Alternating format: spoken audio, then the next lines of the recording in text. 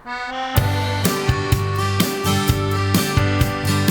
Dail Hafana amdan Ronnie Drew oedd yn aelod o'r Dubliners yn dod i Sir Fôn i wneud cyngardd yn Steddfod yr Urdd yn Llangefni. Fatha surprise i ffrind mewn ffordd.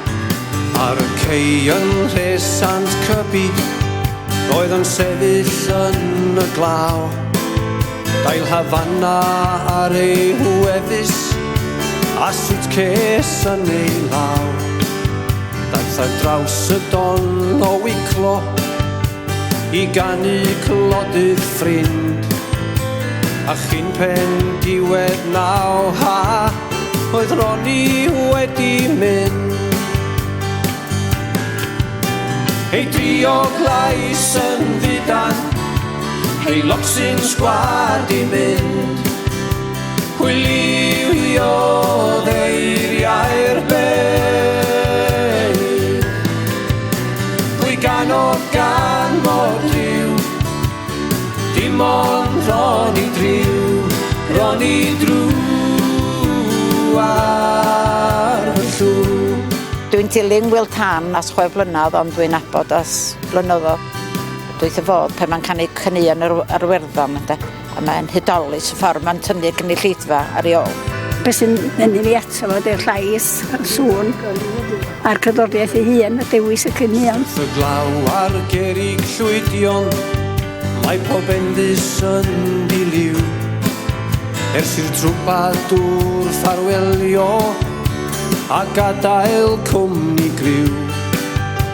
Mae dewin tred yn liri, yn canu yn y co. A'r byd o lun i Lundan, yn dal i gofio fo.